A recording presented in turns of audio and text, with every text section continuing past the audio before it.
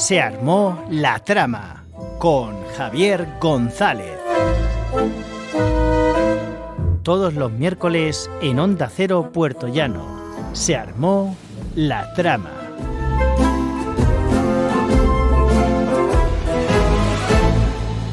Feliz año nuevo a todo el mundo. Esto es Se armó la trama, aquí, en Onda Cero. Soy Javier González y hoy vamos a hablar de algo que separa las novelas que se leen de las novelas que se habitan.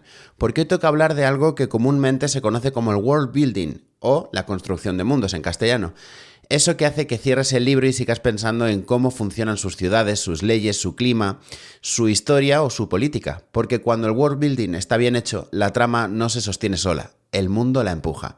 Hoy vamos a ver mundos que no son solo decorados, sino estructura, ideología y a veces auténticos personajes.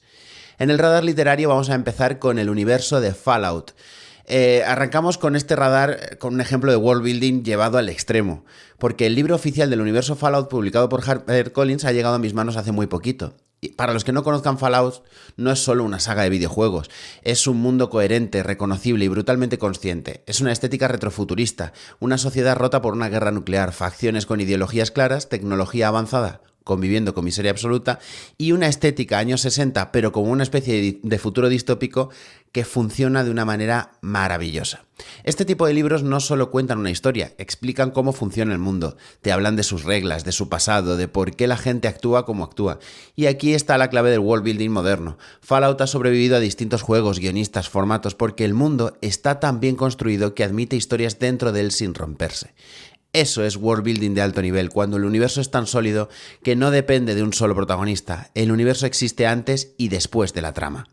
¿Por qué he querido empezar con el universo de Fallout? Bueno, viene a colación porque tenemos la segunda temporada de la serie en Amazon Prime para los que no la hayan podido ver o los que no hayan jugado los videojuegos y los que sí lo han hecho como lo he hecho yo, pues para poder adentrarse todavía más en este mundo que tanto nos gusta.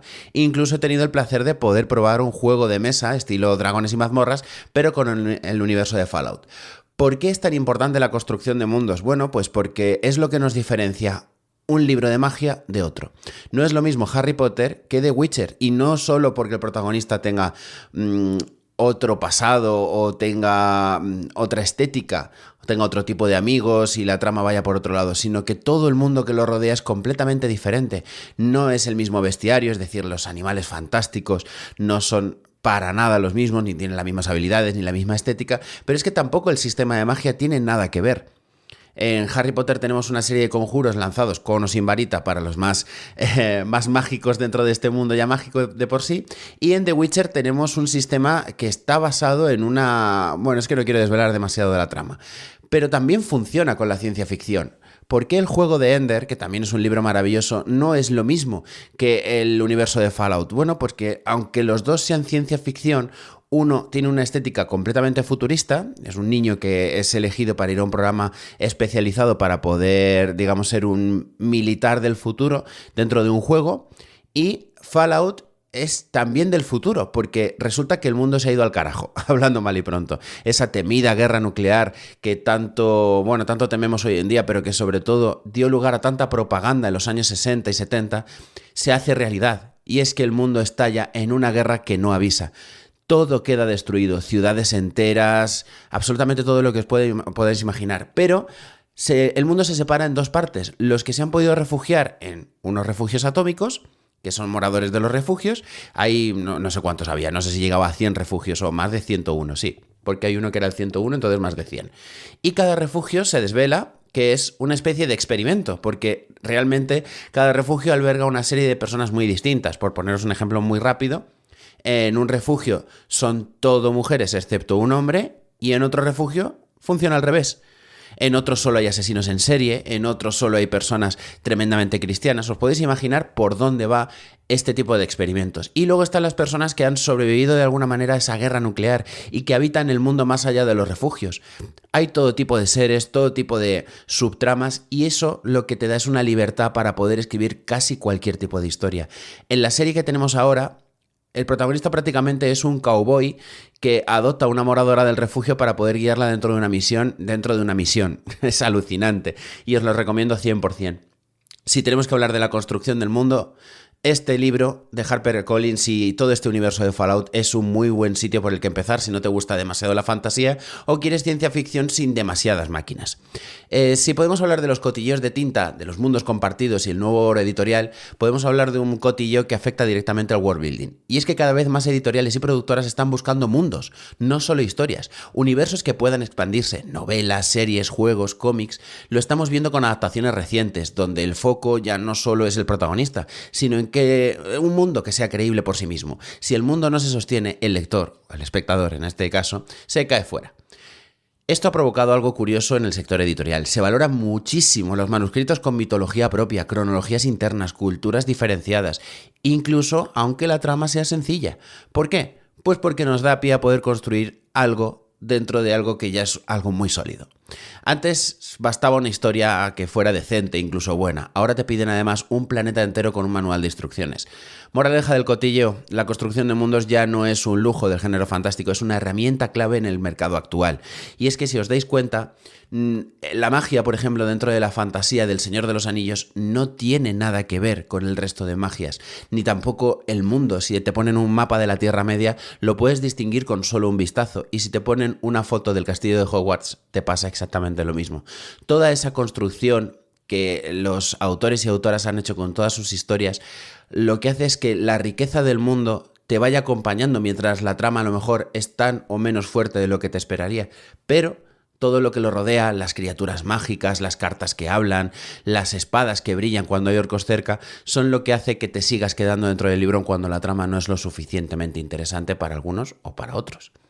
En las recomendaciones vamos a hablar de mundos bien construidos, porque primero voy a hablaros de Dune. Y sí, aunque Frank Herbert no sea mi autor favorito, ni Dune sea mi saga favorita y está lejos de serlo, rivalizando con el tema de Brandon Sanderson que ya hemos comentado algunas veces, sí que es cierto que el mundo está muy chulo. Y es que el world building es el mensaje. Herbert construye un universo desde la ecología, la religión, la política y el poder, y están completamente entrelazados. Arrakis no es solo un planeta desértico, es un sistema que determina cómo piensan, creen y gobiernan sus habitantes. En una comparativa podemos recordar a una historia épica clásica. Dune sigue siendo fundamental porque su valor diferencial es que el mundo condiciona absolutamente todas las decisiones. No hay acción sin contexto, no hay héroes sin consecuencias. Esto no es fantasía de evasión, es ingeniería social disfrazada de novela. Y es que mi punto débil, digamos, lo que menos me atrae de todo el tema de Dune quizás son sus protagonistas, sobre todo en la parte fílmica. Pero todo el mundo tiene un valor muy interesante que tiene una capacidad de explotarse muy grande. En una comparativa muy rápida, a nivel personal os lo digo, me recuerda un poco a un Juego de Tronos en el espacio, porque al final es una serie de familias peleándose en vez de por un trono, por un planeta que tiene un valor que aportar al resto de la galaxia. Y ahí entran pues conflictos personales, familiares y demás, con un poquito de magia y un poquito de tecnología. Siguiendo con las recomendaciones, vamos a hablar del gran rey de esta era de la fantasía, Malaz, el libro de los caídos de Steven Erikson. Si Dune te explica su mundo, Malaz te tira dentro y te dice espabila. Este es uno de los world buildings más complejos jamás escritos. Imperios, dioses, razas, historia antigua, magia y casi nada explicado de entrada. Puede recordar a Canción de Hielo y Fuego, pero Malaz va más allá, porque no se adapta al mundo del lector. Es el lector el que tiene que adaptarse al mundo. Aquí el world building no es amable, es exigente, y por eso cuando encaja es inolvidable. Voy a terminar con las recomendaciones hablando de una novela de la que no se habla demasiado a pesar de que tuvo una buena adaptación al cine que también os recomiendo, y es que La carretera de Cormac McCarthy es un ejemplo radicalmente distinto a todo lo que hayáis visto antes. Aquí el world building se construye en silencios. No sabemos qué pasó exactamente. No hay mapas, no hay nombres, ni fechas claras, solo ceniza, frío y supervivencia. Aunque pueda parecer lo opuesto a Dune o Malaz, La carretera demuestra que la construcción de mundos también puede hacerse por ausencia. El mundo se entiende por lo que falta, por lo que ya no existe. Y eso lo hace todavía más devastador, porque el mundo no necesita explicarse cuando ya está muerto. Os recomiendo, si no tenéis ganas de leerlo, hay una película maravillosa, The Road, La carretera, que, bueno, va a ser un antes y un después en vuestra vida. Os lo garantizo. Porque si hablamos de la construcción de mundos, y me permito el minuto y medio o lo que me aguantéis de hablar como autor, es una de las partes más difíciles cuando estás construyendo tu novela. Al final, para todo el tema de conversaciones, evolución de la trama, evolución de los personajes, hay arquetipos, hay maquetas, hay moldes que coger para poder construir la historia que quieres contar, pero no hay ningún tipo de guía para construir tu propio mundo. Y esa es la parte más divertida y más interesante. Cuando yo estuve haciendo el mundo de Rompejuramentos, me lo pasé como un niño chico, porque podía hacer lo que me diera la gana, era mi mundo. Luego ya hubo que hacer un trabajo de poder construirlo, adaptarlo para que el lector o lectora que se encontrara con Rompejuramentos pudiera disfrutar de todo ello sin necesidad de haber conocido nada antes y que lo fuera descubriendo como lo fui descubriendo yo en su momento, pero de nuevas. Tu propio sistema de magia, tus propias criaturas, tu propio idioma, son retos bastante importantes que tienes que afrontar cuando eres autor o autora, pero si no lo eres, también es una herramienta, un ejercicio muy interesante que puedes practicar para poder fantasear y trabajar un poco la imaginación, que nunca viene mal. Vamos a cerrar el programa de hoy con una idea que resume todo lo que hemos hablado, y es que un world building no se nota cuando está bien hecho, pero se echa de menos cuando no lo está, porque las grandes historias pasan, pero los grandes mundos se quedan a vivir contigo. Soy Javier González y esto fue Se armó la trama. Nos escuchamos la semana que viene.